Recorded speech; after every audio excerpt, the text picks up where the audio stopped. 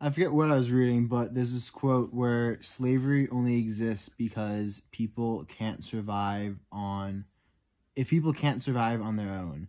And if you look at it, like, why doesn't a slave run away? Like, why are there slaves in India right now? And there is modern day slavery, and one of these slaveries is people borrow money from these brick makers and then spend the rest of their life trying to pay back the money they borrowed, but never quite able to, because the people who they're trying to pay back, well, the workers are living at that place. They're eating the place's food. They need supplies to even do their job. So it constantly stays in debt. And you might wonder, well, why don't you just run away? Why wouldn't you just get a better life? And the idea is they don't believe they can survive on their own, which is why they're trapped in their current lifestyle. If you look at slavery in the South, and I know a lot of people are going to comment about this, but it's like, why didn't more slaves run away?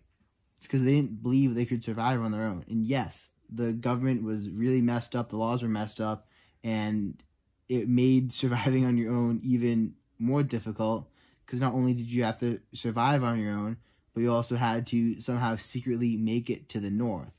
But taking this idea one step farther, it's, can you survive on your own? And if you can't, then to that degree on which you cannot survive is the degree to which you're a slave to other people's decisions. If someone comes around and says you have to do this, can you survive on your own enough to say no? Can you say, I'll go my own way? Or are you too caught up on what they need you to do? Do you need your paycheck too badly?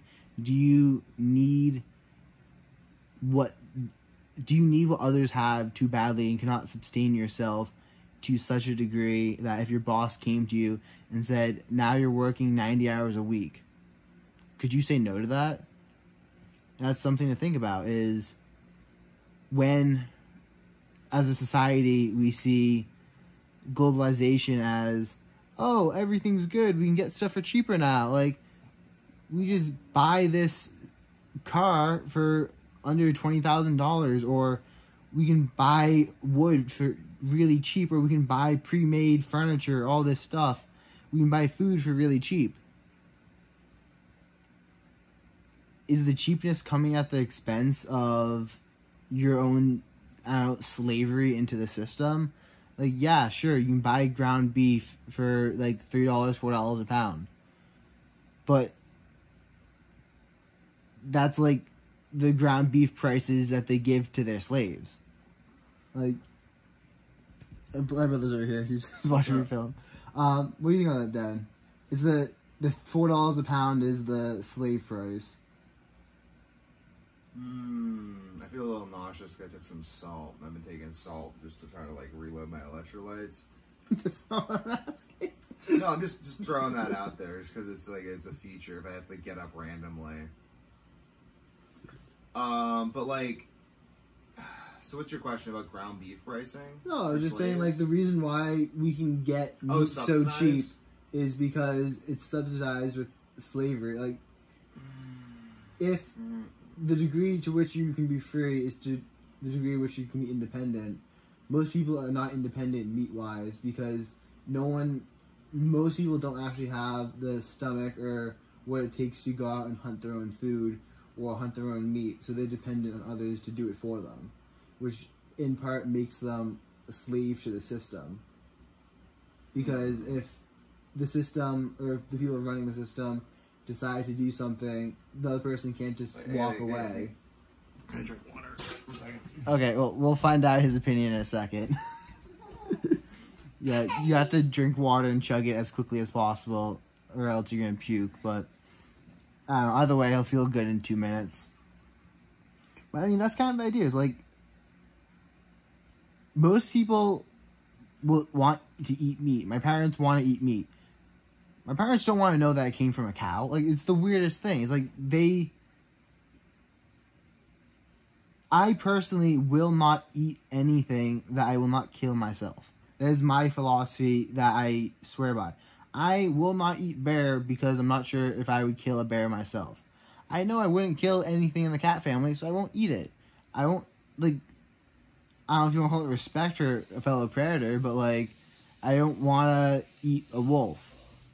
And I will, just because it's fur. I mean, I don't know if it's necessarily respect for a fellow predator, because I'll eat whatever fish I want. I'll eat alligator.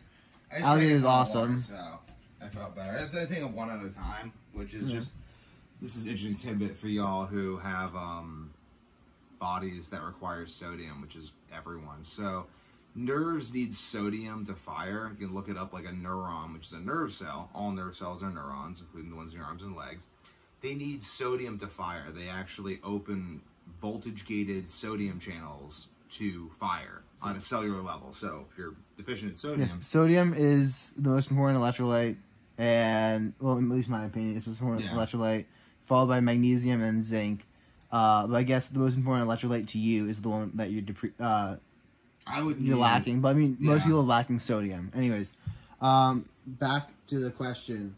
Oh, I was just going to say that sleep minerals is buffered, so that's less likely to happen. It takes much shameless self-promotion. That's why I made this shit, because it's just so fucking good, because I don't like... Yeah, I got sick besides of the fact that's amazing.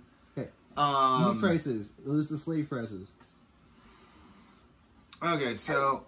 Hi, April Grace. So I'm not really sure precisely... April, get down. You can come sit in the video like this. It's really late at night, so she's exhausted. I'm just going to give you rubs. April, just lay down and I'll just give you rubs on your back. Okay. You know rubs on your back? No. Okay. But if you think about it, the reason why we can have meat so cheap is because the people who farm only have to focus on farming. And they only have to focus on farming. But that's specialization just leading to agriculture. Yeah, but specialization creates slavery in the terms of people aren't able to necessarily walk away from society when they're specialized because they're so reliant on each other. Yeah, but okay. This is basically okay. So actually, this is good. I'm glad we can touch on this. So this is I just don't agree with that. I don't think that being able to completely walk away from society is freedom, because I don't think you can ever completely walk away from society, because society is the organization of people. Like even the ancient Mycenaeans, the Mycenaean Greeks that Homer talks about in the Odyssey. They were, I would say, as close to self-sufficient as you could possibly be, these little city-states. But even still, they heavily relied on trade. And that heavy reliance on trade means that you need to have standards of hospitality, even. Just basic standards of society. And the Odyssey is really an exploration of the concept of xenia, of hospitality, which I would say makes up the basis of society. Like, society is all those people who are hospitable enough to you that you should trade. So I don't think that you can ever get outside of society from that definition. I think that what it really comes down to is lack of dependence on what functionally becomes a slave master in either the government, if you rely on the government for your livelihood, or your employer if you rely on your employer for your livelihood. But it doesn't depend, it's not the fact that you have like a government that you listen to, or it's not the fact that you buy your food at the grocery store, because buying your food from someone, like everyone buys something from someone, like everyone trades for something. Like there's no tribe even that doesn't trade. Trade is a human universal. So this idea of existing as a sovereign nation state unto yourself without trade, without rules, like I don't have to listen to absolutely anything. It's like no. So this is where Nietzsche talks about, I like Nietzsche's definition of slavery. He said that anyone who does not have 2/3 of his waking hours to do with as he pleases is a slave.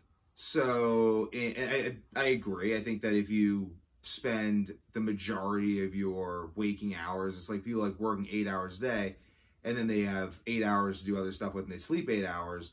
Well, that's half your waking hours. It's like that's not the 2/3 requirement. If you're working 4 hours a day, then, or even like 6 hours a day, like let's say 5 hours a day, even 5 hours a day, you could argue you're not a slave. But basically, I would say slavery is the condition of, it's a very specific definition, not having ownership over enough of your waking hours and focus to improve your life condition.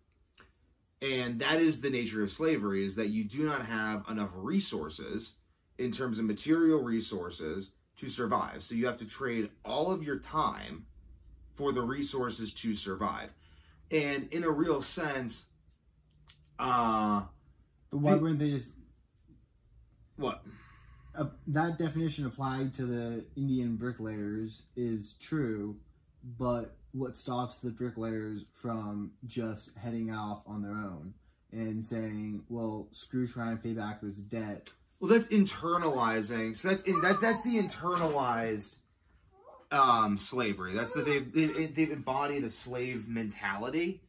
Like they mentally view themselves as slaves. Like that's just how they see themselves. Like they identify with that position of slavery to the degree. Like, okay, so why don't people run? Like, why don't they run away with that definition? It's because they've internalized it. It's say anyone who doesn't leave a position where they don't have enough time. Like, you know what I mean? Like, let's say you, like, said to your boss, you said, look, I'm amazing at my job. I'm just freaking super wonderful at my job. But I want to improve my life. You sit down, you're like, I want to improve my life.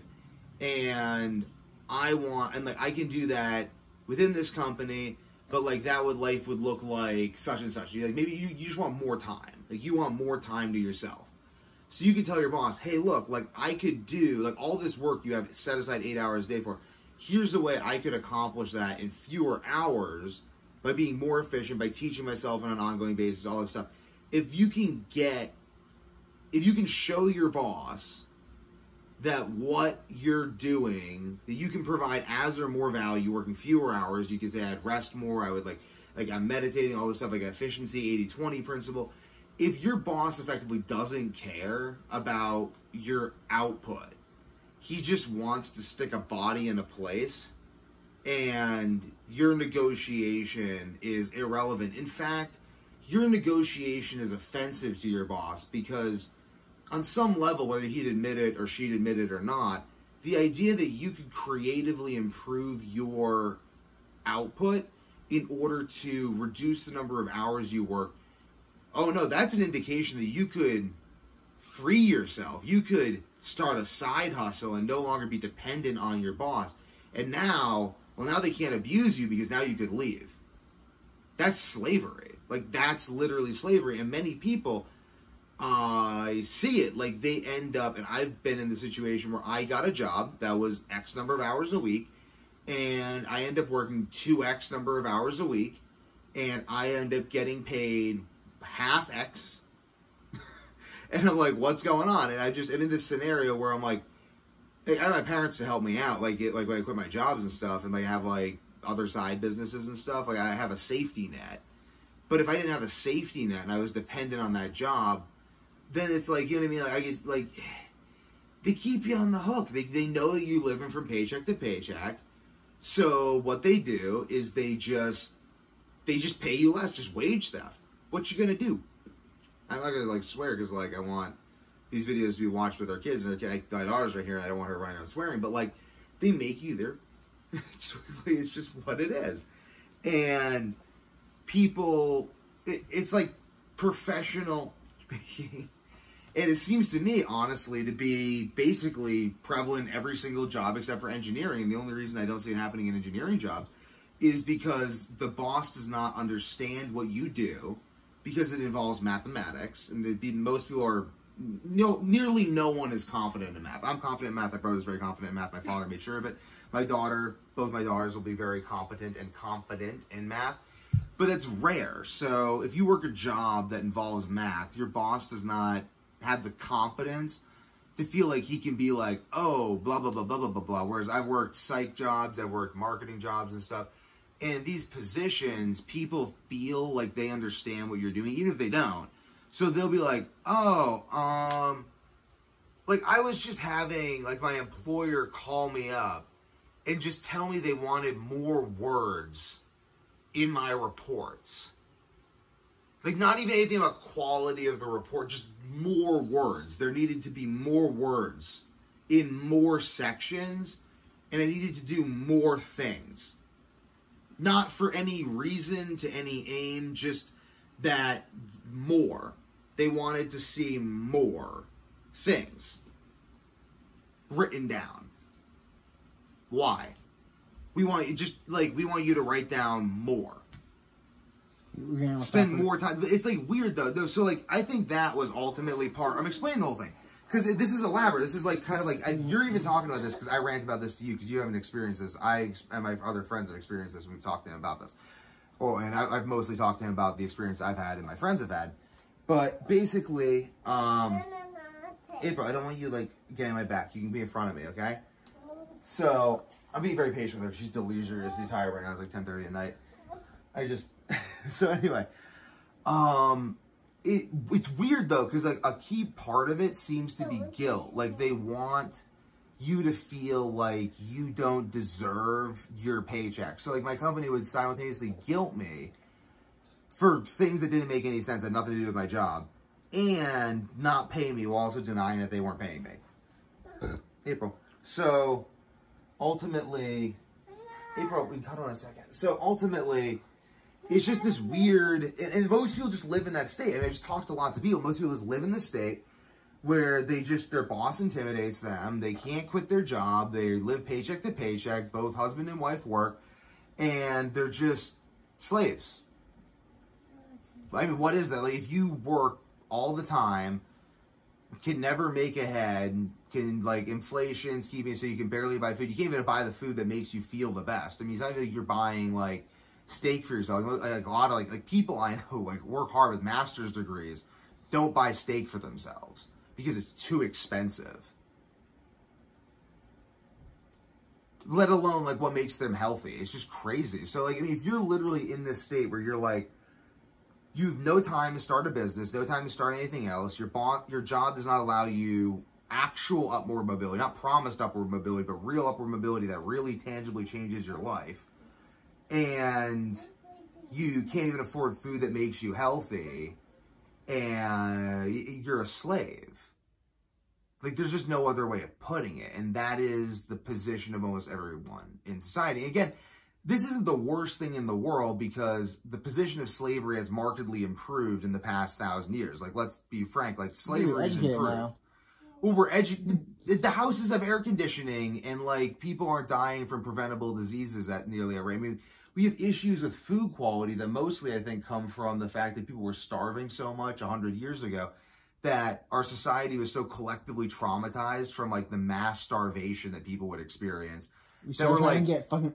We started trying to feed people... We started trying to get oil engine lubricants and stuff. Like literally, like 100 years... Cottonseed, or oil out... No, I mean, they were doing that for hundreds of years. Soybean oil. Soybean oil and stuff, but that stuff was used as engine lubricant. It, like... Yeah, but soybean oil is literally, like, you have to chemically treat that. So, like, you're putting all these chemicals to try to get nutrients out of what otherwise would be a waste from the soybean. I agree. I think that... Yeah, I think it's this desperation. I want to summarize. I don't want to get too into the seed oils, but it's the behavior of a desperate species that doesn't want to starve to death, and rightfully so. I mean, why would you want to starve to death? That's horrible.